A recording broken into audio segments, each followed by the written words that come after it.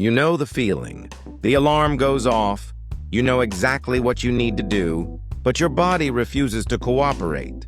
The tasks sit there, important but untouched, while you scroll through your phone or stare blankly at the wall. We've all blamed this on laziness, weak willpower, or character flaws. But neuroscience reveals a radically different story. Motivation isn't a personality trait. It's a neurochemical state that you can learn to engineer. Welcome to the science of dopamine and how understanding this single molecule can transform your ability to take action. Dopamine is often called the pleasure chemical, but that's misleading. Dopamine isn't really about enjoying things. It's about wanting things. It's the neurochemical that makes you move, pursue goals, and take action. When dopamine surges in your brain's reward circuits, you feel driven, focused, and capable. When it's depleted, even simple tasks feel insurmountable. This isn't weakness, it's biochemistry. The key brain structure here is the reward system, a network centered on the ventral tegmental area, nucleus accumbens, and prefrontal cortex. These regions communicate using dopamine as their primary messenger. When you anticipate a reward, whether that's finishing a project, eating a meal, or achieving a goal, dopamine floods these pathways, creating the sensation we call motivation. Here's the fascinating part. Dopamine responds more strongly to the expectation of reward than to the reward itself. Stanford researchers demonstrated this elegantly. When test subjects knew they'd definitely receive a reward, dopamine spiked moderately. But when the reward was uncertain, maybe 50% likely, dopamine skyrocketed. This is why slot machines are addictive, and why uncertain outcomes keep us engaged far more than guaranteed successes. Your brain evolved this way for good reason. In our ancestral environment, motivation needed to peak during pursuit when you're tracking prey or searching for food, not after you've already eaten.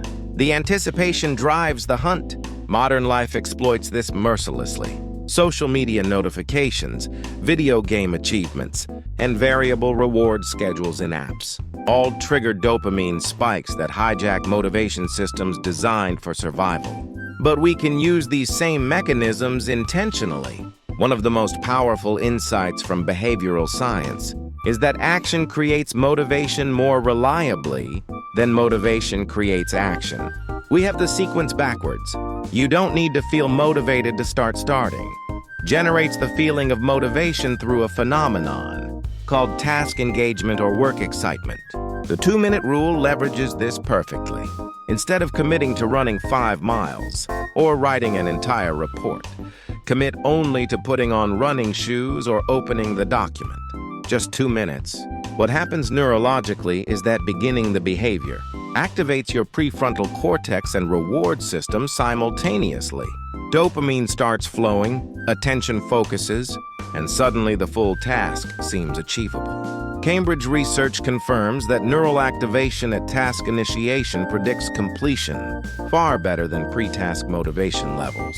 Breaking large goals into tiny milestones serves a similar function. Harvard Business School's research on the progress principle found that perceiving daily progress, even small, wins is the strongest driver of sustained motivation. Each mini-achievement triggers a small dopamine release. These accumulate, creating what researchers call a positive feedback loop, where success breeds motivation, which drives more success. Critically, dopamine responds to progress detection, not just completion. This means recording what you've done, tracking workouts, marking completed tasks, visualizing advancement literally changes your brain chemistry. A University of California study showed that people who visualized their progress had 40% higher continuation rates than those who didn't. Why? Because each time you see the progress, you get a tiny dopamine reward, reinforcing the behavior that created it. Timing matters enormously. Dopamine systems are sensitive to immediacy. The longer the delay between action and feedback, the weaker the motivational signal. This is why video games are so engaging. They provide constant, immediate feedback. You can apply this principle by creating instant feedback loops in your life. After studying, immediately check comprehension with a quiz. After exercising, immediately record the data. The temporal proximity strengthens the neural association between behavior and reward. But here's where things get complicated. Modern digital environments are destroying our natural dopamine regulation. Every notification, scroll, and click provides a micro hit of dopamine. Your brain adapts to this flood by downregulating dopamine. Receptors essentially becoming less sensitive to normal rewards.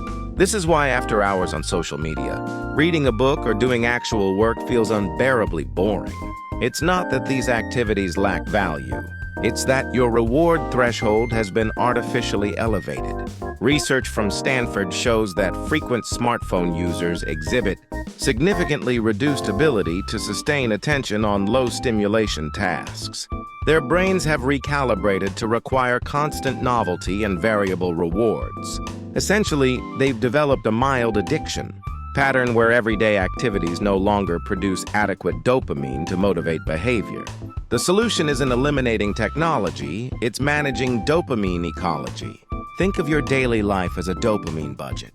High-intensity rewards, social media, video games, sugary foods rapidly deplete your capacity to respond to moderate rewards.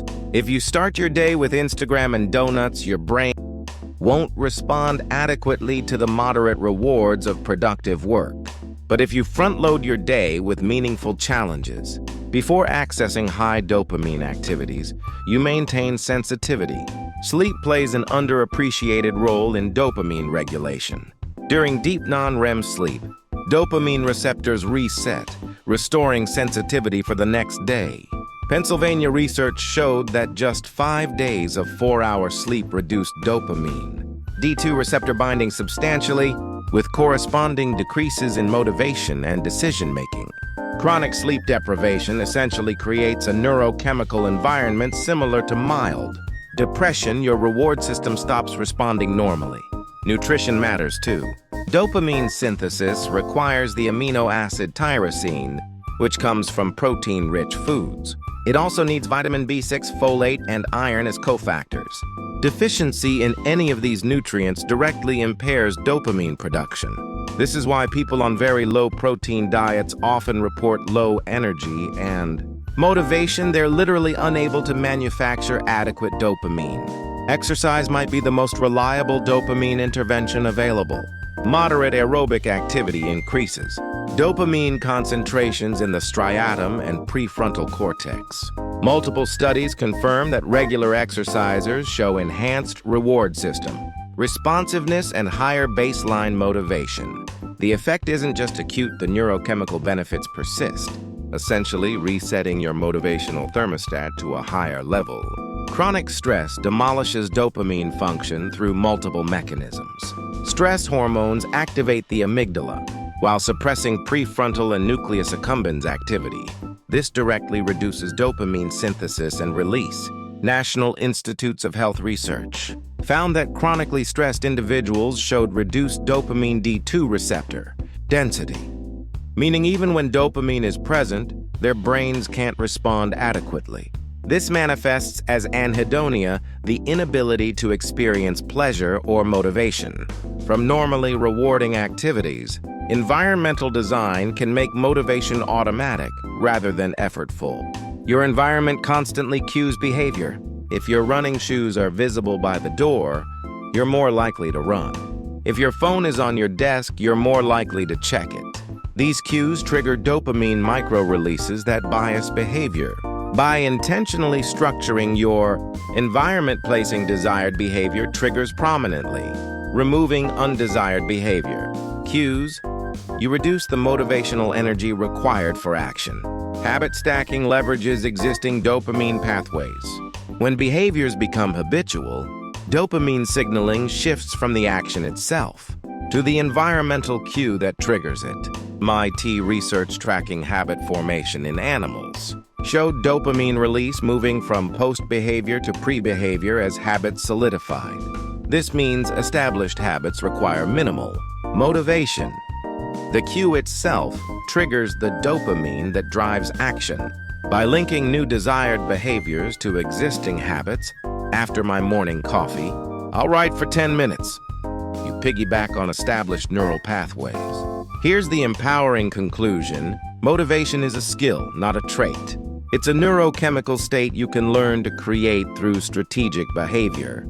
You don't wait for motivation. To strike, you engineer the conditions that produce it.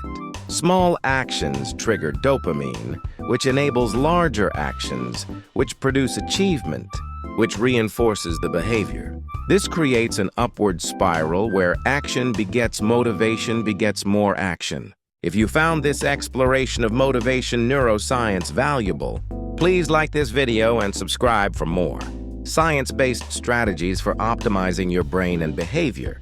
Thanks for watching. And remember, you don't find motivation, you create it, one small, dopamine-triggering action at a time.